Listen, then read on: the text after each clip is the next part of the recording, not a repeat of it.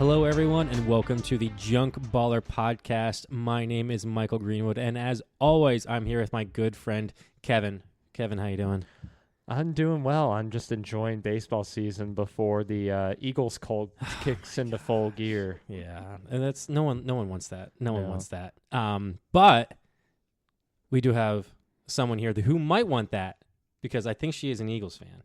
I'm pretty sure she is. Okay. Welcome, Tab. How are you? I'm good, Mike. How are you? I'm good. So you are the first person that actually has asked to be on the podcast. Oh, goodness. Yeah. So remember how I said we're making history? You're going to be the first podcast you've ever done. You're also making history by being the first person to want to be on this podcast. Everyone else was just forced. They had to be on this podcast. Wow. Yeah. I know. Yeah. Maybe that's not a good sign that I asked. I don't know. Yeah. Yeah. But yeah, welcome. Thank you. I have one question before we get into kind of the flow of things. How long have you been listening to the podcast? A couple months. I mean, as soon as you sent it to me, I've definitely listened to a few episodes, but I try not to go back too far because it's just like, well, you're talking about things that already happened. Like, why would I go back and listen to that? So, yeah, I've tried to stay up to date on what's going on in the podcast. Yeah. Legit. Yeah. Yeah. Because that was when I think we reconnected back in when I saw you at pickleball or something like that. Yeah, or volleyball. There's Well, been so many events. Yeah. And it's funny because she now goes to my old church, and I left pretty much as soon as she started going. Yep, that's why I left. No, I'm just kidding. Yeah, no, that's fair. That's fair. And then Tab asked Kev right before we started, how long have you known Michael? And Kev and I both said, too long. It's the standard answer we give people usually. Yeah, no one likes me. It's okay, though. But yeah, let's get right into it because we've got a lot going on in the world of baseball. I think the big thing right now is Aaron Judge. Aaron Judge is just on another level. Have you seen any of him? Yeah, we were actually talking about him today. Oh, really? Yeah. Where? At work. At work? Yeah. With the, home run chase and all that stuff. And everybody's like, and what about Barry Bonds and like Mike McGuire? And I'm like, all right, so I'm going to start looking up like all the home runs that they hit. Yeah. Yeah. Was he one of the fastest to get to 50? I don't think so. I don't know about that. Yeah. He's the fifth player overall to hit 50 home. Or no, is it the fifth?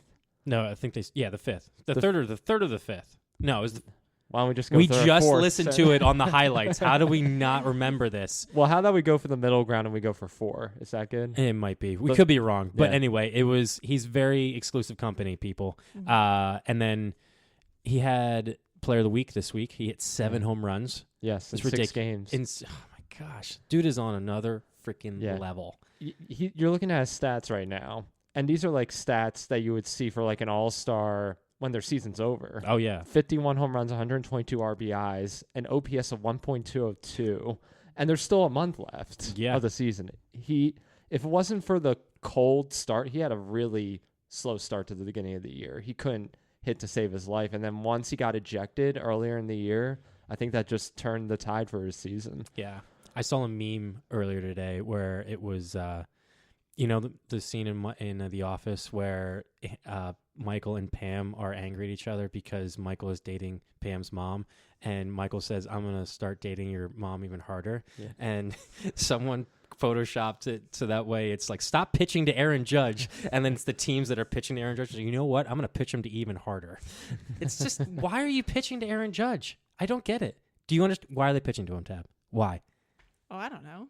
I mean, I wouldn't either, but, maybe they're like, oh, I've got the upper hand. I can beat Aaron Judge. No, you can't. No. He's too good. Just go after everyone else in the lineup. The Yankees lineup, other than Soto and Judge. A couple of them have been starting to be a little bit better at the plate recently. Yeah, but still.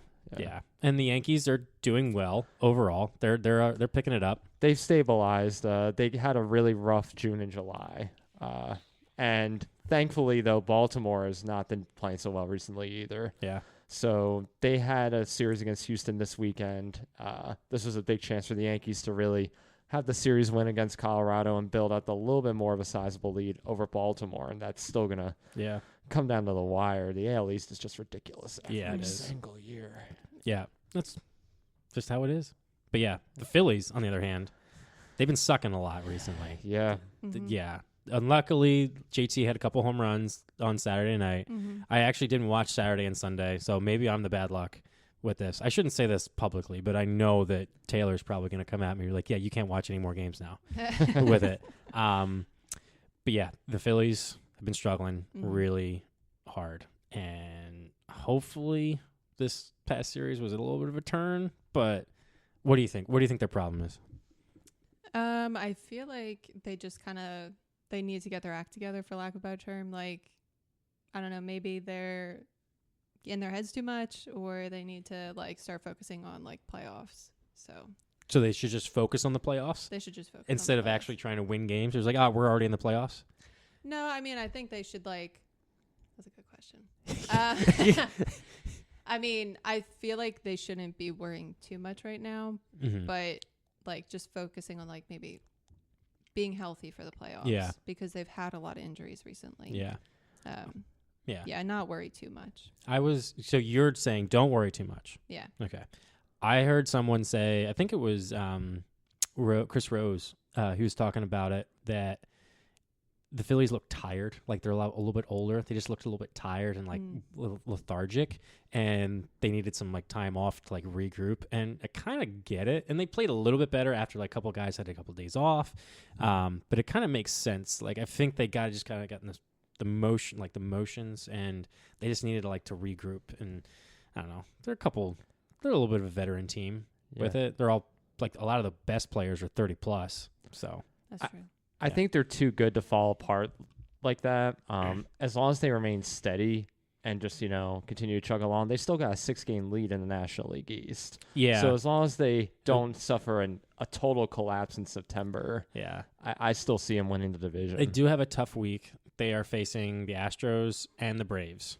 They luckily we're at home, but it's still tough. Still tough. Yeah. I don't have anything more. Everyone that is listening to this podcast knows what's going on with the Phillies. Mm-hmm. The Yankees, hopefully people know because you informed them. Yes, I did. But next news, one first baseman retired from baseball. What's his name? It starts with the V. Starts with a V. Anyone? Volpe? No. V. Anyone? Victorino? No. Joey Votto. All right, come on. Joey Votto retired. Is he a Hall of Famer? Yeah, I'm looking at you. Yeah. You know better than I. I haven't seen his stats. You don't know his stats? No, not off the top. No, I'm not as good as you guys are with all that stuff. Oh, my goodness. But you know who Joey Votto is? Yes. Okay. Yes. Would you consider, if you, just off the top of your head, do you think Joey Votto is a Hall of Famer? I'm going to say no, and I'm probably wrong. Okay. Why do you say no? I mean, he's been with the Cardinals forever, right? Is that the right person? That's not the right person. Oh, wow, man. I told you. they both wear red. They both wear red, yeah. But the thing is, the team's name is the Reds. The Reds, yeah. So Joey Votto, his career stats, he's a career 294 hitter with 356 homers and 1,100 RBIs with an OPS of 920, which is definitely Hall of Fame level, 64.5 WAR, Hall of Fame level, MVP, 6-time All-Star, Gold Glove. But the big thing about Joey Votto is his on-base percentage. He has a 409 on-base percentage, which I heard a stat that if Joey Votto went 0 for his last 400-something at-bats, basically almost a full season of not having a hit, he'd have still a higher on-base percentage than Ichiro, which is just ridiculous. Yeah. So I think he's a Hall of Famer. What do you think? I think he's in the very upper tier of the very good category. Okay. I mean, if he like the span from 2010 to say 2017, I think that's Hall of Fame. Yeah. But I think I've said this before on the podcast. I think you have to have a little bit longer of a dominance as a player to really make it as a Hall of Famer. I mean, in 2021, he had 36 homers and 99 RBIs with a 938 OPS. That's pretty good after a couple years of being an average to a good player. But 2021 was an anomaly of those seasons. I mean, the year before he Like- was in 2020, he still had 11 homers and 22 RBIs and an 800 OPS. Yeah, Like that's 2020. I know, but it's still 11 homers in 54 games. Yeah. That's a lot. But it's like 12, 15, 36, 11, 14. Yeah. It's almost like a Brady Anderson kind of thing. Yeah, he still got on base a lot. He He still did. was on base a lot. He did. That's the one did. thing that he did. Yeah. You have to let us know. Yeah. I think he's a Hall of Famer, but I got two people here that are saying no. Now, what was it's WAR, right? Is Yeah. like the newest stat that people are focusing Mhm. on with Yeah. Hall of Fame. Yeah, WAR, it's wins above replacement. Basically, if a replacement level player were to replace you, like how many wins? I'm botching this, but It's the number of wins the player adds to the team above what a replacement would be. So say take a normal baseball player, Mhm. quote unquote normal, and you place them in place of someone like Joey Votto. How Mhm. many more wins would Joey Votto have over the average first Yeah. baseman? Pretty Right. much. to put in Right. perspective, Mike Trout has like an 80 something WAR, and he's still playing. Like Right. Mike Trout is very, very good. But yeah, I'm curious what people know. I think I put a poll out.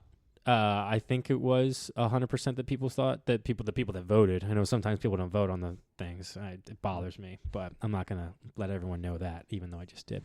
Yeah, let's move on. I'm curious what people will say about that with Joey Votto. But in the other news, the White Sox and the Mariners have both dismissed their managers. Now, both of them, I think, don't deserve to be dismissed.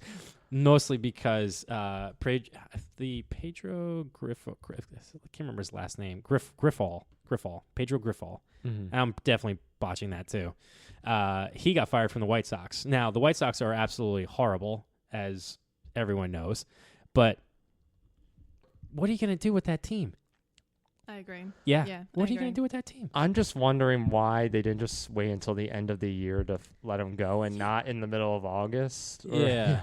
I mean, now he gets to be like, yeah, well, at least I wasn't manager for the entire year with this awful, almost historically bad team. It is historically bad, but it could be the worst team of all time. Well, now Grady Sizemore gets to step up to the plate. Yeah, I kind of feel bad for Grady. Kind of feel bad. Kind of feel bad. Yeah, they lost their 100th game yesterday, so Jeez. they just keep chugging along. Gosh. So they're 31 and 100. So if the MLB record is 120 games lost in a year, they gotta go 21. They gotta lose 21 games for the rest of the year, and I think that's very doable considering how bad the White Sox have been. Yeah. They've lost 15 of their last 16 games, I think, or something It's so ridiculous. pathetic. So It's pathetic. Oh, my gosh. Yeah. So the White Sox dismissed their manager, Griffall, and then Scott Saravicius for the Mariners got dismissed. Interesting. Did they say why?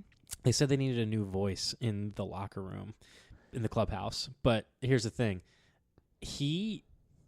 I feel like he was on the hot seat ever since he gave up that he brought in Robbie Ray to face Pedro Alvarez in the playoffs, and not Pedro Alvarez, Yordan Alvarez, and Yordan Alvarez took him 450 feet to center field on like the first or second pitch.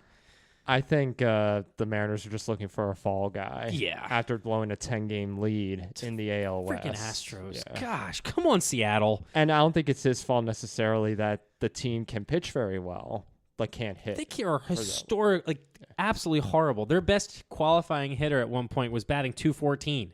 Yeah. That's pathetic. It's pathetic. I can hit. No, I can't. I maybe I could. And in the seasons previous, like he's brought his teams like to consecutive 90-win seasons. Yeah, it's. I think they just needed a fall guy. Yeah. Apparently, he found out via social media before the team even told him. That is terrible. Yeah. If that was true. Yeah. Awful. Would you like to be fired by that? Hey, they posted on the social media. No, I would miss it because I don't have any social media. I'd show up and be like, wait a minute, I was fired? What? You don't have any social media? I think we're friends on Facebook. I lost my password to Facebook and I haven't been on in like 2 years. Oh my goodness. All right, well, Yeah. I know she's not going to share this episode on her Facebook profile. Yeah. Yeah. All right. Let's move on. That's kind of like the catching up on what's going on in baseball. There's probably more that we're missing, but let's get to know Tab a little bit. Are you ready? I think so. You think so? Yeah. All right. Let's go. So You want to be on this podcast. Mm-hmm. I know you like baseball a lot. Mm-hmm. I am curious to know what some of your background is in baseball and softball growing up and what it is now. Yeah, of course. So I grew up playing softball pretty much from like, beyond kindergarten to up to 3 years in college. And it's been a huge part of my life. I then went on to coach for about 5 seasons at the high school that I attended. So, yeah, it's like my favorite sport. It's always been on in the background at home. Good. But yeah, been a big part of my family. So yeah, that's my background on that. Yeah. So Now, when you were coaching, were you like the head coach of the team? I was the head coach. Yeah. Yeah. So my college career, I was recruited to play at a Division III school, and then things with the education in the school weren't great, so I ended up transferring to a Division II school that was nationally ranked, but I got injured. And so right after that, one of my friends asked me to be, it was basically a position coach. I was coaching the outfield, and then he was ready to kind of step down. He was offered it to me. And so that's how I got the job. And then I ended up being the head coach there for like 5 years. Yeah. Yeah. There'd be times when I was going through PT where we would hear what's going on with the team and everything. Mm-hmm. Yeah, I got a lot of stories.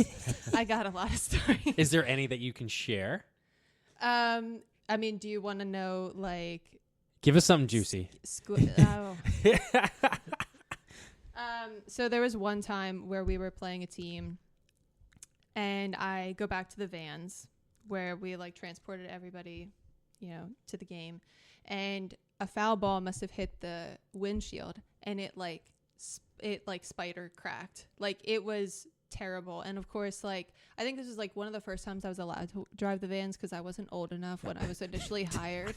There's there was insurance policies where you had to be 25. I was 23 when I was hired. Oh my gosh. So I think it was like one of the first times I drove the vans, and I come back and I'm like, how do I even call the athletic department about this and tell them, so there's a huge crack in the windshield.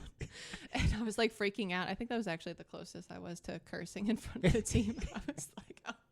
Anyway, but so just different things like that happened. There's transportation issues, but there was so many fun moments as well. Yeah. One of my best players, the team was okay, mm-hmm. and we faced one of the better teams in the league, and she hit back-to-back home runs in at bats against a really, really good pitcher. And then one of my first years I coached, we won off of a walk-off bunt. Oh. Which was one of the most exciting moments of my coaching career, because I had given the girl a fake bunt. I had a runner on first, and it was the last inning, and I gave my batter fake bunt steal. So my runner was already stealing. Yeah. She was on the way, but my batter misunderstood the sign, and she ended up just bunting. And I panicked because I was that's not what I told you to do. And so the runner's coming around, but then the fielder overthrew first, and so then I sent her, and that's how we won, which was on a walk-off bunt. That's kind of how the Little League World Series just ended. Yeah. They won on a walk-off bunt. Look at that. I know. Look at that. Do you favor using the bunt when you coach? I do like it, yeah. I mean, I think the player has to be really good at it. And I even taught, because I know this is not common in baseball. In softball, there's something called a slap. Do you know, the slap hit? Yeah. So I very early on taught some of my girls to slap and would try to utilize that as well. But it's tough, coaching at a private school when the talent might not be there a year. So on a more talented team, I would do a lot of that stuff. And then some years I was just all right, let's just catch the ball. You catch the ball like this. Use 2 hands. Oh my gosh. Yeah. So, yeah, if I could, I would utilize it. But yeah. Yeah. I can't remember if you said, are you coaching right now? No. So I stepped down this was my first season stepping down. Okay. Yeah. Would you ever get back into it? 100%. Yeah. Yeah. I think if I didn't have to really worry about money, I would coach at the high school level all the time. But okay. Career-wise, I am trying to focus on my career a little bit more, mm-hmm. so that's why I decided to step down. But that's smart. I know. That's smart. I miss it so much, though. Yeah. I miss playing baseball. I miss I coached Little League, but it's not the same because it's just they don't know what they're doing. But I like it, but there's definitely times I'm like, all right, I can't be doing this and everything. Yeah. Okay, what is your favorite memory from being a Phillies fan? Being a Phillies fan. I actually have to say it's more recent. Probably the 22 World Series, which let me explain. So I was in middle school. I was about to say they lost. I know. So I was in middle school, the last time they were in the World Series, and I barely remember the 08 one, and I kind of remember the 09 World Series. I really just remember CC He remembers Sabathia. it. Yeah. Mm-hmm. And I think it was Pedro Martinez For us? Yeah, yes. for us. Yeah. So that's my memory of 09. Mm-hmm. But on a slightly sad note, my grandfather passed away February 23. Mm-hmm. And so the 22 World Series and the Super Bowl were really big because it was he got to experience that before. Oh, that's awesome. Yeah, he passed. So that's why. And I also love the fact that we got a new coach and then all of a sudden made it to the World Series, Yeah. So there's different reasons, but yeah. Also we waited so long. So long. So long. Yeah. I mean, we got a guy here who hasn't had a below 500 season in 27 years? An entire lifetime? I think it's pretty much been your entire life. You've never seen a team below 500. Just about, I think. Yes. Yeah. Yeah. Anyway, Phillies are the most losingest franchise in I know. history. I unfortunately learned that listening to this podcast. See, look at that. We bring awareness to the issues. The losingest team in baseball history. We educate our fans. Yeah. We educate. That's good. Yeah. Okay, and then I have one more question before we move on to trivia. Why do you hate Bryce Harper? Another one who hates Bryce Harper. I don't know what it is. Yeah. We keep bringing on Harper haters. I know. So when I listened to Emma's episode, I kind of definitely agreed with what she said. I feel like there is some semi-disingenuousness with him, especially with being in Philly. For example, I'm sorry, Jason Kelsey, I have friends that saw him picking up stuff at Apple Walnut Cafe in Broomall. That's how local he is. Mm-hmm. But I don't know. It just seems like Bryce Harper is kind of putting on a show. But when he was first signed, I was concerned about his injuries because I known with the Nationals he was injured all the time. Yeah. And so I was really concerned about that. Yeah. With him coming here. His back injuries have been my biggest concern because it seems because he's got a very violent swing, and every once in a while he's yeah, my back's bothering me. I'm like, oh my God, dude, you're 31, 32 now. I'm like, I can't be having back injuries, and you're thinking about getting a contract extension past 39 years old. I'm like, no. No, so the disingenuine thing where Jason Kelsey being in Broomall, I know the town that Harper lives in because I was hanging out with people in that area, and I know that he was in that area, and he was actually went to shopping and all that. So there is that. I wouldn't say that, but I get that he does play up the Philly thing with all the fanatic. What's the term? Not patronize. It's patronizing a little bit. Yeah. It's pandering. That's the word. He definitely panders to the Philadelphia fans. Now, I do think that he is kind of a Philly guy. He's got a fiery personality. I think that fits well, but I think a little bit of his maybe a little bit disingenuous. Yeah. But I think I mentioned this the last podcast too. I think he tries a little too hard sometimes. Yeah. It reminds me a bit of A-Rod when he's on a Fox podcast. He's trying too hard to be liked by people A-Rod as opposed to being authentic. Yeah. That's kind of the vibe I've gotten from Harper at times. So I think that Harper's a little bit more authentic. I think Harper's authentic when he talks into the general media maybe, but during Philadelphia, to the fans mostly, he definitely, I think, patronizes and panders a little bit. But I remember his interview during the All-Star game with MLB Network, he was definitely more genuine. I didn't feel A-Rod definitely is. He wants to be liked by everyone, and if he doesn't, he's definitely crying at night for sure. Yeah. But. Yeah, and so I wanted to make sure we got that out because we definitely have another Harper hater on, and we had one with Emma. I don't think that Nichols or Taylor hate Harper. I don't. Those have been our other guests. No, but Nichols has a deep seat of hatred for Neris. Hector Neris, who just Me too. Wow. Well, he got released by the Cubs, and he got picked up by the Astros. I cannot tell you how annoying it is that he has a world championship ring. He was with the Astros when we lost in 22. Oh, it makes me so angry. Seems like she hates Hector Neris more than Harper. I'll be okay with that. I was teasing Nichols about. I'm like, hey, Neris is free. Yeah, Come I almost back to Philly. Yeah, maybe. yeah. No, I'm good without Neris. I like him. He does have the most strikeouts for a reliever in Phillies history. I know, but like I always had a heart attack every single time he stepped on the mound. I'm like, what is going to happen? Are you going to lose us the game? He wasn't that bad. He wasn't. No, he wasn't that bad. No. I beg to differ. All right. Well, let's get into the next segment of the Junk Bar podcast with Tab. We're going to quiz her. We've been doing top fives, fun facts, and trivia. We might be introducing some new stuff soon, but we'll see. But right now, we're going to give Tab 5 questions on the Phillies and see if she can get them right. I am nervous about this. When I've listened, I'm like, oh, like I got it. But now I'm like, Mike's going to stump me. He's going to. I tried to be fair. All right. But we'll see. I want to challenge you because I feel like you know your stuff a little bit now, except for Joey Votto being on the Cardinals, apparently. All right. You ready? Yeah. All right. Question number 1. Who is the Phillies' all-time hits leader? Hits leader? Now, do you want multiple choice or do you think you can answer this?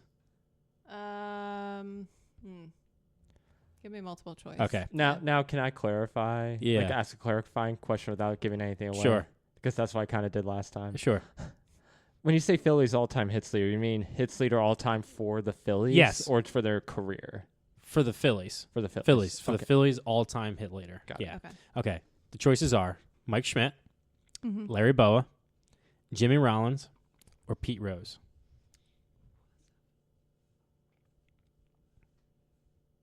I'm like between. I remember like Jimmy Rollins, I think, reaching 1,000, but I actually think that he might be the all-time hits leader. It's either him or Pete Rose, maybe. What's your answer? I'm gonna go with Jimmy Rollins. There you go. Look at that. Oh, phew. He got over 1,000. He got over 2,000 Yeah. with the Phillies. Mike Schmidt was the former hits leader until Jimmy broke it, I think in 2014. I think that's the year he broke it. But yeah, all right, there you go. Yeah, Just Pete one. Rose did not have that many hits for the Phillies. Think so. I threw that in because he's the all-time hit leader, Mhm. but he's not the Phillies all-time hit leader. Gotcha. Yeah. Yeah. See, I try to Say thank you confuse for you. clarifying. Yeah. All right. So you 1 for 1. All right. Who was the manager of the 1980 World Series? Oh my goodness. I'll give you multiple choice. Yeah. Terry Francona, Mm-hmm. Dallas Green, John Vukovich, or Charlie Emanuel?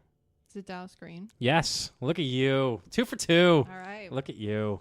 All right. Let's go to number 3. Which big free agent did the Phillies sign in 2003? Bobby Abreu, Mm-hmm. Robert Person, Scott Rowland, or Jim Thome? Don't you laugh. Oh, I don't know. I only recognize one name. Which name do you recognize? Jim Thome. That's the only one you recognize? Yeah. Wow. Wow, Okay. not the legendary Robert Person. Okay. Who is that? You're giving her hints here. You're giving her hints. Is it Robert Person then? Or Is no? that your answer? I feel like it should be because I'm not confident. Is that your Yeah, answer? Yeah. No. Man. God, no. Robert Person I think he pitched for the Phillies 1 year. The only reason why he's known is because he hit a 3-run home run and a grand slam as a pitcher. Really? Yeah. All right. You should have been with the only one you knew. That was Jim Thome. Oh, shoot. Gosh. Kevin. What are you doing? I'm kidding. I'm kidding. Robert Person is a one-off. Bobby Abreu. You don't know Bobby Abreu? Actually, I do know that name. Or Scott yeah. Rowland? I don't know Scott. Scott Rowland's a Hall of Famer. I know Bobby Abreu. Wow. All right. You're 2 for 3. You don't deserve to answer that one correctly. Mm-hmm. All right. Number 4. Which season did the Phillies set the franchise record for wins? 2009, 2010, 2011, or 1980? Is it 2011? It is 2011. All right. You're 3 for 4. All All right. right. Can you get a 5th one? We'll see. You get the 5th one. Who is the Phillies' all-time saves leader? I should have put Hector Neris as an option. Jose Mesa, Mm-hmm. Billy Wagner, Jonathan Papelbon, or Brad Lidge? I'm going to be mad if it's Papelbon, but I'm going to go with Brad Lidge. Well, you're going to be mad because it's Jonathan Papelbon. Yeah. Papelbon. Yeah, Papelpoopy, as some people call him. Yeah, so we have Phillies records in like bullpen records. Jonathan Papelbon has the all-time leader in saves. We hate Jonathan Papelbon. And Hector Neris has the most strikeouts for a reliever in Phillies history. And not a lot of people like Hector Neris. So we're not known for records that we like, unlike the Yankees, who have a lot of records and with players that they actually like. Mm-hmm.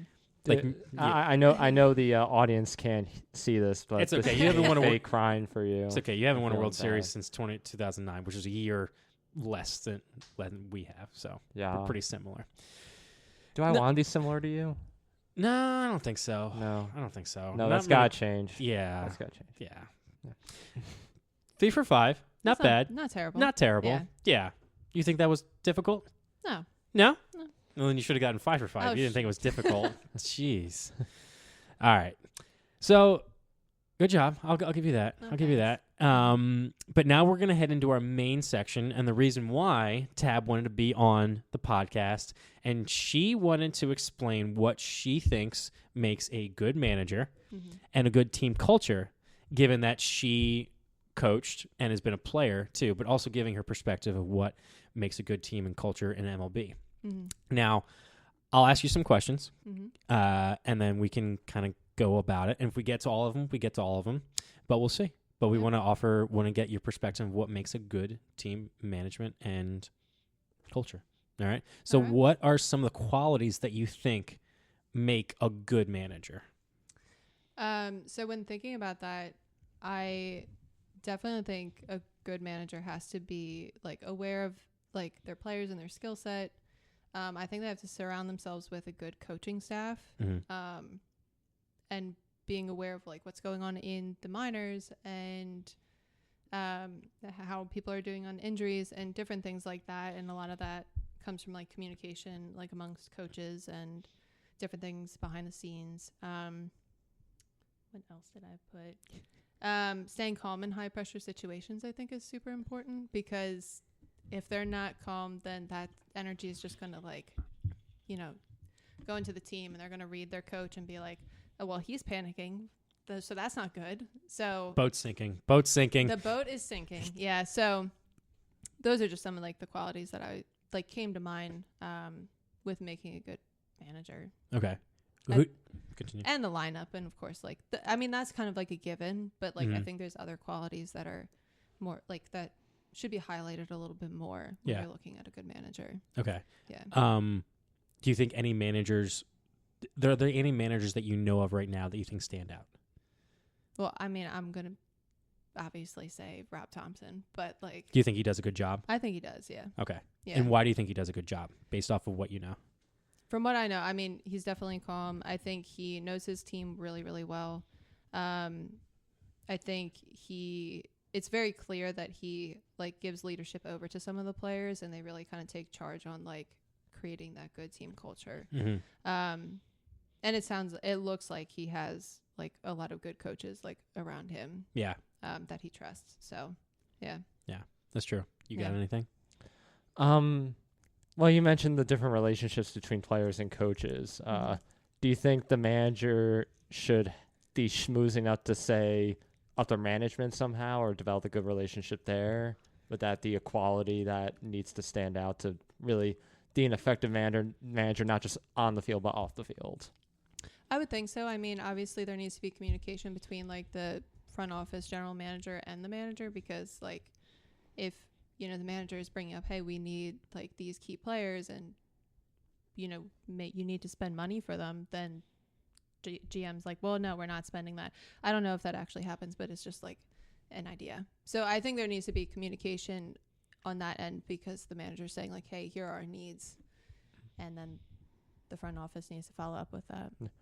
Would you, like, if you had like a disagreement between upper management or the general manager and you as a coach, like how far would you go to like maybe make the changes that are necessary? That's a good question. I think I would do it like respectfully, of just like not just like, oh, I see an issue, I'm going to go right to the main person, but being persistent is what I would say, is persistently saying like, hey, like we we need this. Like, can you step up and help? You know? Yeah. Yeah. I mean, you see a lot of time with when a manager gets fired or a GM gets fired. Normally, the manager and the GM get fired together, just because the GM wants to pick their manager. Just like with the Marlins. Like the Marlins just got rid of their GM, Kim Ng, right? Yes. Was that her name? Yes. I think that was her name. And then they were talking about, because she brought in Schumacher, and Schumacher won Manager of the Year last year. And then they were talking about at the beginning of the year, like, oh yeah, we're not going to extend him probably. And I'm like, he's going to get fired because he did a great job managing that team, but then he's going to get fired because the GM that brought him in got fired. I think that's really dumb, because I think Schumacher did a great job, and he shouldn't deserve to get let go. I hope he stays, but yeah, it's just, you see stuff like that, and it just gets me going with upper management and all that. So, okay, what makes a team culture better than others? I think making sure that everybody kind of knows their roles is super important. And I want to already jump like the questions ahead, because I know you say it later in the questions that you I didn't prepare you at all. This is just random. Yeah. Like I think people knowing like their roles is important, because if people are constantly Sorry, we got the Phillies game back on. Yeah. If people are unaware, that's just going to create like tension, and like obviously you want like a healthy competition, you want people like striving to get better. But if there's like any kind of bitterness within the clubhouse because so and so is getting so much playing time and like I'm not, and I don't know if that actually again happens. This is all pure speculation, but end of the day, you want like that healthy team culture. You want people working together. Yeah. No. You say you were gonna. Looks like you were gonna say something. Yeah. Because there's some teams that I think are on two extremes. One, like they could be super disciplined and just not have any fun at all, and then there's the others who just like are wild and free, and there's no control over your team. Have you had situations like that where you were like starting to slip into a disciplinarian too much, or maybe laying things a little too loose on your team? Oh, that's a good question. Definitely my last year coaching, I was probably a little bit too loose, but at the same time, we were at like a tough spot. As I alluded to earlier, I coached for a small private school. And so when you never really know like what talent you're going to have. And I was expecting to get actually like 8 freshmen, and I think I got 3. Ooh. So I only had actually 10 players that year, my last year that I coached. So I was definitely a little bit more lax because we were not in a good spot. And but when I first started coaching, especially because I was young, I definitely had to be a little bit more like, these are my expectations. This is what I want to do.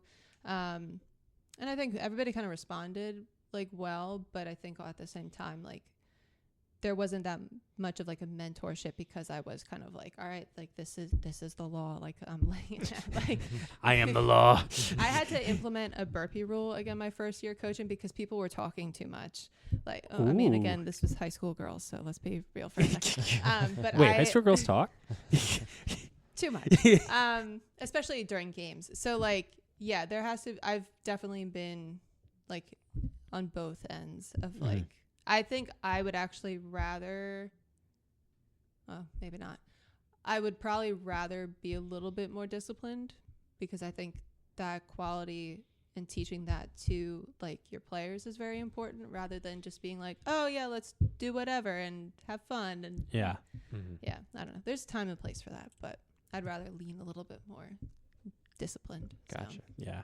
It is interesting seeing how the Phillies dynamic is with, like it just seems like they have all these guys that just love each other, really like they care about each other a lot. And you can see that just with, they have the veterans, but then they have some young guys that they're just like, they're literally kids, and the veterans literally view them as kids, but I think that they can also speak up too. And I think that's important for guys in the clubhouse, that if you're a rookie, you can speak up and have your voice heard. Because I feel like sometimes if you're a rookie and you're afraid to have your voice heard, you feel like you're not reaching your full potential with it. So yeah, that's how. Yeah. Are you noticing any other teams in the league that are like that?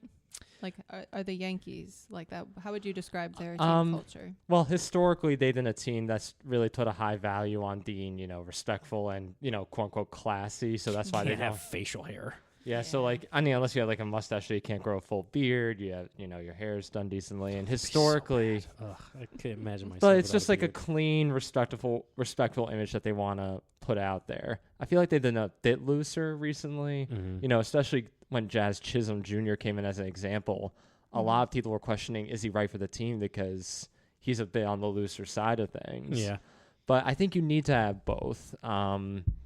I still would prefer the Yankees to stick with tradition in some respects, but not all traditions are set in stone either. Yeah. I think there are definitely some teams you see that they definitely vibe a lot better. I think the Guardians, they don't have the most talent, but they definitely have a lot of chemistry on that team. And I can say the Cardinals last year, they were talking about how they had too many rookies and too many young guys in the team, and the veterans felt like they weren't able to voice their concerns, and they wouldn't listen. So that's where they brought in Matt Carpenter, they brought in Sonny Gray, Kyle Gibson, all those guys to bring in a voice that was a louder voice and more veteran leadership. And it hasn't worked out well because the Cardinals have been just mediocre. I think the Phillies broke them when in the 2022. They have not been good since. Also, when Yachty left, that's a good example. When veteran leadership like Pujols and Yachty leave a team, it's gonna be a big loss. Yeah, I think if Schwarber's got one more year left on his contract after this, I think he's going to get extended just because of the leadership we know he has for the team. Yeah. Even if he's just going to be a DH for the rest of his career, his leadership is so much more valuable than just letting him go and bringing a guy who can do something else. And I would say, too, a lot of it is based on the players you have. So baseball's not like basketball where a lot of the energy can center around one guy. Yeah. Baseball is much more of a team sport. So take, for example, the Marlins back in 2012, I think it was. They had all these stars, but they hardly won any games because they were just a bunch of individuals on a team. They weren't a team playing together. Yeah. Okay, next question. Would you rather have a calm manager, or would you rather have a fiery manager? I'm very curious to actually hear your answers because I personally would want a calm manager, and I was a calm manager because I feel like when you are expressing your emotions or let's just say anger, if you're upset with what's going on, your team is going to be like, oh wait, you're actually upset, this is bad. But if you're like that all the time, I feel like some people are just like, oh, that's just who they are, and you never take them seriously. But I also know that I feel like I at least noticed that coaching women is a little bit different than coaching men. I feel like I've heard no way. Yeah. just in case people, didn't know. But I've heard that some guys really need a fire lit under their butt, for lack of a better term. They need to be pushed. Would you agree with that? So for me, yes. So Kev knows this. I respond better to someone telling me I'm doing something poorly. When someone tells me I'm doing something well, I think I'm like, oh, I can't do anything better. But I feel like there's always room to improve on something. And when someone tells me, hey, you're doing really well, I'm like, nah, I probably can be doing better. I need someone to tell me and motivate me, hey, you need to be better. I remember John did this one time when I was at Frisbee Field. I was playing really poorly. I knew I was, but no one was saying it. And then John just yells from the sideline, Michael, you are sucking so hard right now. You need to get it together. And you know what? We ended up coming back in that game and winning. And I played my butt off. And I know it was because of that. I want to bring up an example of a good manager, even though it's from football. Andy Reid. Just from knowing Andy Reid, the players that played for him, and the chemistry that he's built with the teams, he brings in a lot of guys that are allowed to be themselves. He's bringing guys that are that have had trouble in the past with the law, and also just with a lot of just domestic abuse and stuff like that. There's been a lot of talk about that. The one thing Andy Reid does is he lets players be themselves, but there's a strict line of, hey, you need to get your job done if you want to be yourself too. He's there's a lot of times that I've heard from Ike Reese saying that, when Andy Reid spoke, you listened because there was that fire. Like, you need to get this done. Otherwise, I'm going to let you know and have it in front of everyone. But he's going to let you be yourself because he wants you to be the best potential you can be. So it's a very relaxed atmosphere, but a very stern, like, maybe not a stern like background, but like a expectation. So it's a quiet expectation to do it right. Yeah.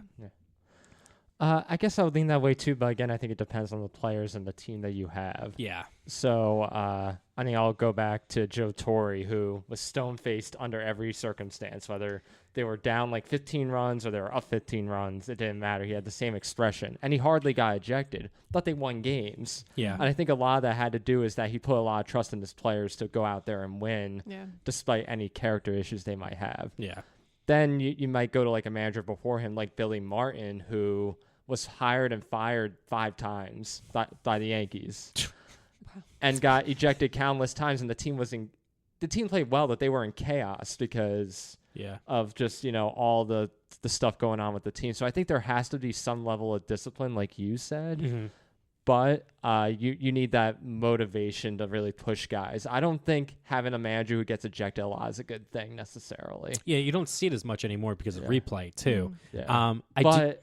Continue. But then there's guys like Aaron Boone who get ejected a lot. Yeah. And I don't know if that's necessarily good for the team because there's a difference between sticking up for your players and then just letting your frustrations out. There is a balance. And I think you remember Gabe Kapler. Yes. It's terrible. Yes. So there was the one time like the team was struggling and I remember he came out and tried to argue with an umpire. And you could tell how forced it was for him to get angry. He just was not that type of guy.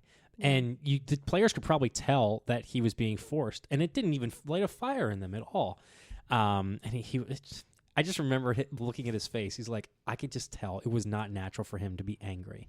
And I think that there are certain teams that do better with certain types of managers. Like I think this Phillies team does better with Rob Thompson because he lets them be themselves. Where I think Girardi was not letting the players actually like be relaxed, and there was an expectation that was more strict, and he wasn't letting the young players play. Where Rob trusts his guys a little bit more. It's like the player manager type thing instead of like the other version of it. But yeah, so I personally. Whoo! Sorry, I'm watching the Phillies. Schwarber's the speed demon that he is. Got into second base. Yeah, I can't think of anything else in terms of like whether or not I would want a fiery or calm manager. I think that I would rather have. There's definitely a balance. I would rather have a guy that you want to play for. If there's not a guy you want to play for, then you're screwed. So, okay, next question: would you rather have a manager that takes risks or is too conservative? I was a little bit confused about this question. Like, what do you mean by like too conservative? Like, do you have an example of that? So too conservative would be he, I guess more for like, he plays the guys that there's no like changes in the lineup. There's no, he does what he's going to do no matter what. And he's like, no, we're going to play the best players. We're going to do this, like all that time. Instead of like, all right, I'm going to put this guy in because I'm going to take a chance on him to play because he did something well. I'm trying to think of a prime example with the Phillies. Like, I guess it would be if they came back, like right now, Taijuan Walker is expected to pitch on Wednesday. That's what they said. Now, I think that's taking a risk, but also it's a sticky situation because he's getting paid a lot. Mm-hmm. Now, I think that there needs to be a line of, I guess, would you rather have Rob Thompson be like, tell upper management, like, hey, no, I cannot pitch this guy anymore? Or would you rather, who would be like, that would be taking a risk because he has to stand up for himself and best for the team, or would you like, no, I'm just going to do whatever management does. I'm going to do whatever is like, oh, this is the thing. I'm not going to make any changes type thing. Well, with that example, I mean, with Walker specifically, yeah, like, I think that's when the coach needs to be like, yeah, like I'm here to win, yeah, and I need to make decisions on like how to win. And yeah. If that means not pitching Walker, then that means not pitching Walker. Yeah. And so, yeah, I guess that's in that example would be like taking risks, but like lineup stuff and positions, like I think there's a time and a place for it. Like if you're right about to go into playoffs, it's not the right time to make risks and like change things up. That's when you really want to have like everything in place. Yeah. So yeah. I thought of a better example. Do you remember in the World Series when they took out Wheeler and brought in Alvarado to face Alvarez? That was a risk. Yeah. Now, it didn't work out, but I knew what Thompson was trying to do with it. And there was definitely some like, that's the thing. Like, is it going to be too risky to do that? Like, you're going to have, that's the thing a manager does. And you're going to have the blowback from no matter if it works. If it works, it's genius. Right. So I'm curious what you would like to, what your thoughts are. I think I would tend to lean a little conservative, but I think there's definitely a place for risk, especially in the playoffs, I would say. You got to take those, even if it's like starting a pitcher on not normal days rest, just so you could close out a series. Yeah. The ultimate aim is to win the game. Yeah. Sometimes you gotta make those sacrifices and go unconventional to actually do that, and I think that's what makes great teams better than say the good teams is taking the risk. Yeah, I think I'm probably on the more side of I would rather have a risky manager, not in the sense of like he's understandably just doesn't know when to stop making risks, right? But he's not afraid to give confidence to a guy that needs it. And like a good feel for the game. Because I think with analytics, we've gotten very conservative with our decisions where it's like, oh, we're going to do this, we're going to do that because this is like letting a pitcher go. Like what you were going to say? Well, the example I was thinking of with that was Matt Harvey in the World Series in 2015. Yeah. Where he was so fired up that they're pitching so well against Kansas City, he wanted to come back for the 9th inning. Yeah. And you know what? I was like, I think that's a fine risk to take. But the moment he let the first guy on base, you got to take him out of the game. Yeah. He was not taken out of the game in that circumstance. So I feel like that's a part of the risk, like taking it, but also you got to also be smart with what happens after that. Yeah. Right. Yeah, no. Yeah, I think I could have phrased that question a little bit differently, but I think we got the gist of it. Yeah. And speaking of analytics, my next question is, should analytics have more weight than feel for the game? I would say no. Okay. And why is that? I feel like you just don't like math. I mean, I Who don't does? like math, but I mean, really. I feel like there's too much of a risk for like paralysis by analysis. It goes in again into like if you, as you just mentioned, like, oh, we're just going to do this because this is what the numbers are saying. And if you have like, if you know how your, team is feeling that day, or if somebody's having like an off day, like why would you then listen to analytics?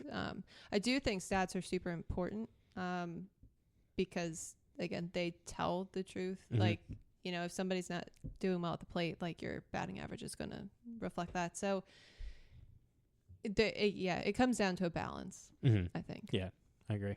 What do you got? Yeah, I agree. I think there's an intuition that goes beyond the numbers for players. Just because a batter might be hitting like 330 overall as a batting average, that doesn't necessarily mean that he should be in a certain spot in a game. Like he could be hitting 330 for like the whole season, but maybe he's like 150 against lefties, for instance. Or maybe the coach notices something as he's taking swings in batting practice, or is like, his swing isn't looking quite right. Yeah. Maybe I should drop on the run or two down in line and put someone above him who's maybe hitting more consistently over the last couple of games. Yeah. And who would know better than the manager to see how their players are doing? Yeah.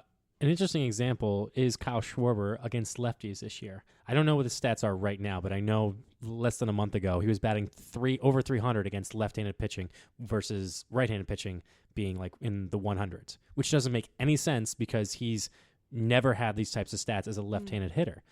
But as a pitcher, as a manager, you want to go up against the lefty because normally statistics show that he's going to struggle against left-handed pitching. But this year, do you bring in that lefty and the bullpen to face him, or do you like, you know what, he's been hitting lefties this year, like maybe he's just so it's an interesting thing. I tend to lean a little bit more feel for the game than analytics. Now I definitely believe that analytics are a good part of the game, but if the game I think a manager specifically needs to rely more on an eye test with it, because if you see your pitcher doing really, really well, but then he's going to be going through the third time through the lineup, which statistics show they do poorly after the third time through, but you want to give your guy more confidence you got to think about the future with it more than just this game. And you want to win the game most importantly, but you have to think, is this going to be best for my team moving forward, or am I going to lose the clubhouse because I took this guy out because even though he's doing super well? Mm-hmm. It's a hard line. It's a hard line. We got 2 more questions. All right. Would you rather have a player be a vocal leader or a lead by example leader? I think there's a time and a place for both. Okay. Yeah. I think your quieter leader that kind of like comes alongside your team and like really leads by example can make a greater impact than maybe somebody who's just vocal all the time. Mm-hmm. Again, it comes down to like a time and a place. Yeah. Okay. As a coach, I would much rather have like leaders like leading by example, but it is important to have those people who are just going to like rally the team. And usually they don't coincide. Okay. Like at least what I've seen is that I've seen, my vocal people that maybe don't exactly lead by example, but then I have like my quieter people that like lead by example and are hardworking. Yeah. I think I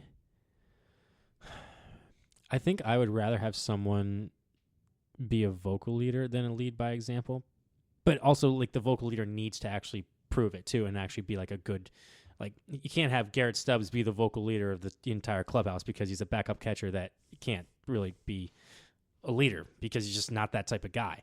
But Kyle Schwarber has been in the league for a while, and I know he's the vocal leader of the clubhouse, but he also leads by example because he hits bombs. Mm-hmm. So I would rather have a vocal leader that backs it up more than a lead by example that is quiet, just because people see it, they hear him, and then he proves it. And so he's able to back up what he's doing, but he's also like that leader of the players instead of the manager. Because I think the manager, everyone, like as long as he respects the manager, that's the most important thing. But having that guy that the team can rely on when the manager might not have it that day, you're like, all right, we're going to rally around this guy. Like, I think there's a balance with it. What if he can't step up to the plate, the vocal leader? I think that then a good leader would find other ways to be a good leader in that sense. Like, all right, he's struggling. Like Kyle Schwarber last couple of years, like he's been batting 199, low 200s, but this year he's batting 250. Like compared to other years, like he's just doing it differently. Now, I think he gets on base. I think a good leader would just find a different way. You got something to say? Okay. Yeah.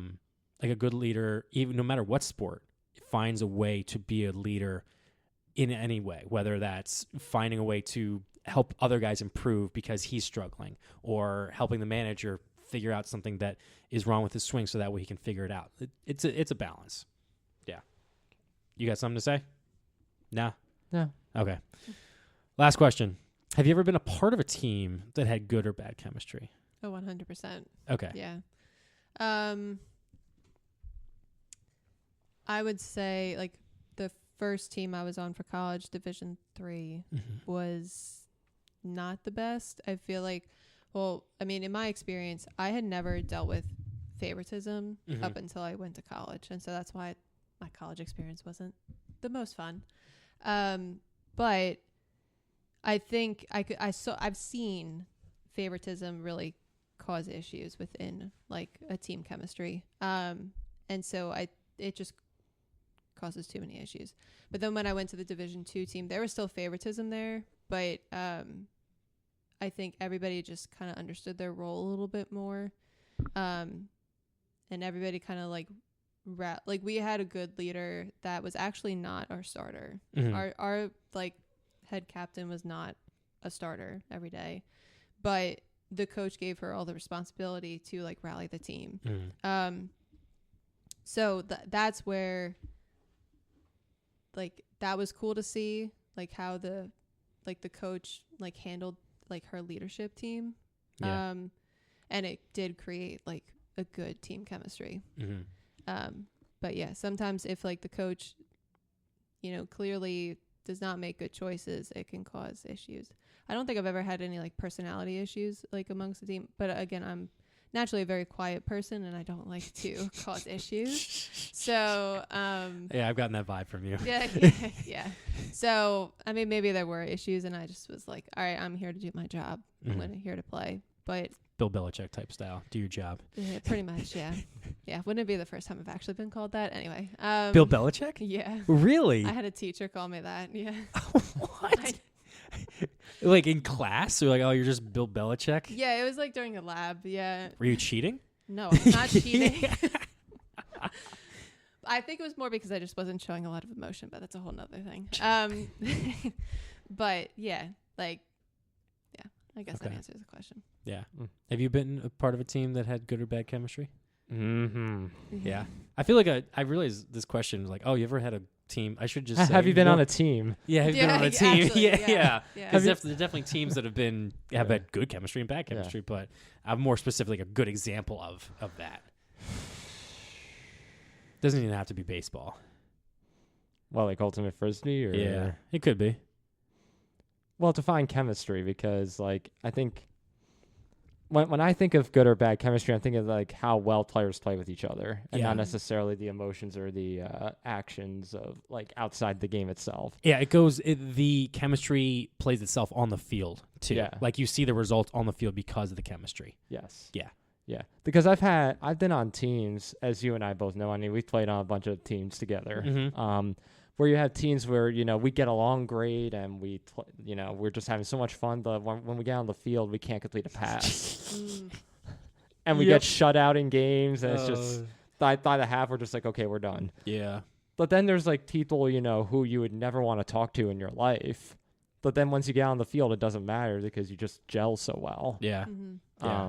I think it also helps that we usually play with each other, so we have that good chemistry anyway, but I think there is a big personal aspect to it. Yeah. That ultimately decides whether you have a good or bad chemistry. You want to get along. You want to build a rapport. And you talk about the Phillies, the reason why they've been playing so well the last couple of years is because it's a team that really cares about each other. Yeah. I 100% agree. I think hopefully maybe some of the guys that are listening to this, but my Bridgeport team, when we went to states, that was probably the best team chemistry that I've ever experienced on a team before. Shout out to all you guys who are ever listening, Ray, Kyle, Justin, Alex, all those guys that were like the leaders and the older, because I was the younger guy. I don't even know if I was actually supposed to be a part of the team. Like I was on the bench most of the time, but I was, doing my role. I knew my role as a player. But all those guys, they were a little bit older than me, but they were best friends, but they knew that they were good. And they had and also our coaches knew we were good, and they let us be ourselves. But that team was so much fun to be a part of. And I got to play with them, and I learned a lot from them too. And that was one of the best parts. Like we went all the way we lost in the state championship, and honestly, a big reason was one of our guys got hurt in the game before. Our leadoff hitter got hurt and wasn't able to play, and that was it the game before? But it was up in states. He got hurt like one of the games, and that was a big blow to morale. I know that. But it's amazing seeing like the guys that just that they are there for each other no matter what. Like if someone got hit, I knew that Kyle or Ray would be up and just stand up for the guys. Like I just know those guys would do that. So shout out to them. So would you rather be a part of a team where you got along really well and you're best friends with, but you didn't play so great? Or would you rather be a part of a team that, were superstars and were winning everything, but off the field, it was just, you had no relationship whatsoever? That's hard because I love winning. But I hate... No way. I hate losing more than I enjoy winning, as I put it. I don't know if I have an answer for that. I really don't, because that's a hard question. Because most of the baseball teams that I was a part of, like had decent chemistry. Just a lot of them weren't as talented. Like our high school team sucked. Like we just sucked. But we got along. Like I don't know. That's a tough question. I'm not answering that question. How about yourself? That's also a tough question. think I'd actually much rather be a part of a team that like that like got along well and had good chemistry, even because that makes the games more enjoyable. Like if you're a part of like a winning team but you all hate each other, like you're like, well, this takes out the fun from, I mean, it's trust me, I also enjoy winning. But I feel like in like the long run, like you remember like the people that you played with. You might not necessarily remember your record unless you're like Mike and love winning and probably remember all your records, right? I probably, if you gave me some time, I probably could remember most of them. Yeah. I know in high school, senior year, I think we won 2 games, I think. And I okay, well, that's kind of easier to remember. Why? Because you only won 2 games. Well, yeah, but we also did, I know in our football team, I think my entire career in high school, I don't think we won a game in high school. I'm not sure, but yeah. You got anything else about team chemistry? Nothing. Nope. We got it all out. There's nothing more we can talk about. Wow, dead silence. All right. I could sit here all day if you want and wait for one of you guys to say something. No, that's for our Platinum Plus junk baller. Platinum Plus or Platinum Plus Premium? I don't know. We'll have to talk about that off air. All right. That's going to be one of our announcements coming up, guys. We're going to have a junk baller plus package in the future. Ad-free, uncensored, even though they don't have any ads for this. So that finishes up our junk baller section where we're talking about what makes a good manager and team culture. Now, I'm just going to say it was my job to have a hot take to close us out, but I couldn't think of one. I could not think of a hot take for this night. Like I was thinking about something with the White Sox. Like, yeah, they're going to finish with the worst record in Major League history, but I don't think that's much of a hot take. It's not. Oh, no, you know what? I know what it is. I know what I can do. I changed my mind about a hot take. That's what I'm going to do. You remember how you and I agree that every stadium should have a retractable roof? Yes. I don't know if I talked about this early in the podcast or not, but when I came back, so I was in Arizona. Mm-hmm. I went to go see the Phillies play in Arizona, and it was at Chase Field. And it's retractable roof. But they close it because it's blistering hot in Arizona. But when I was there, they didn't even have the AC on. It was still hot. It sucked. That stadium was okay. I liked it, but it was pretty mediocre. I don't like watching a game that is not outdoors. Walking into having a door to enter a stadium and then having it smell like plastic almost. I'm like, this feels like I'm walking into a mall. This doesn't feel right. This doesn't feel like baseball. So I've changed my mind on retractable roofs. I do not think that every stadium should have a retractable roof now. So if you have the Phillies rain out a game in April and they have to play it again in August at 1 o'clock in the afternoon and have a doubleheader, I don't mind it. That's okay. I do not mind it as much because it retractable roofs ruin the vibe of baseball. Have you ever been to a retractable roof stadium? I have not. Okay. No. Have you been to any other stadium other than Citizens Bank? I don't think so, actually. Okay. I want to, but I don't think What stadium is top on your list to go to? Definitely Fenway. I want to go to the Orioles Stadium. Yeah, Camden's great. It's nice. Yeah. Would love to go to the Yankee Stadium as well. It's nice too. And Wrigley Field. Yeah. So I've been to all those. All of them are great. PNC still up there for me, but I've been to 2 stadiums where the roof's been closed, and Tropicana is just horrible in general for Tampa. But there's just something about playing outdoors that just the smell, like the smell is different, the feel, the vibe is different. It just didn't feel like a baseball game. Would you have felt better if there was air conditioning? I would have felt better, yeah, because I would have been more relaxed. But the thing is, the game it didn't feel like a baseball game. And I think Pi said this when he went to Texas and the Globe Life Field. He's like, it just didn't feel like a baseball stadium. Well, a lot of those are enclosed stadiums. I feel like the newer designs you're seeing for retractable roofs are not as enclosed. They're more like open air, where you kind of just have the roof over the field itself. Yeah, it's open. Yeah, like that's kind of. Would you be more in favor of something like that? No, I think I need to see the sky. I need to see the sky. I think there needs to be the weather as a factor. A see-through roof. No, no. I need it to be open. I need if the roof needs to be. If there's a retractable roof, it needs to be open. I'm tired. So why have a retractable roof if it's just gonna stay open? If it's raining, then have it open. Yeah, I don't know. Yeah, I agree with that. Yeah, no, I don't want a roof. I'm changing my mind. This is why it's a hot take now. Apparently, like I don't want a retractable roof. I don't want dome stadiums. I want baseball should be played outside. Okay. Yeah. You're just laughing over there. You could be wrong. It's okay. No, you're wrong about a lot of things. No, that's not true at all. That's not true at all. And speaking of which, I am going to bring back my hot takes for Instagram. I'll make sure I send them to you. Sounds great. Get ready to unfollow. Yeah, I actually brought it up during brunch yesterday with some of my friends that didn't know that I did it, and they got heated with some of them. They were like, "How you're so wrong about this?" And it's gonna be fun. Now, I believe all this stuff. Like, it's not just saying it just because, oh yeah, like I want to get people riled up. No, I actually believe this. Like when I went out to Arizona, I changed my mind. I've changed my mind about hot takes before, and this one changed my mind. Okay. Yeah. Well, it was my hot take. You didn't change your mind on a hot take. That was my hot take. But I agreed with you. Yeah. But you're saying it's like, oh, I changed my mind on a hot take. Yeah, but anyway, moving on. Yeah. Anything more that you'd like to add to the podcast before we close it out? Anything you wanted to get off your chest? Anything that you wanted to talk about?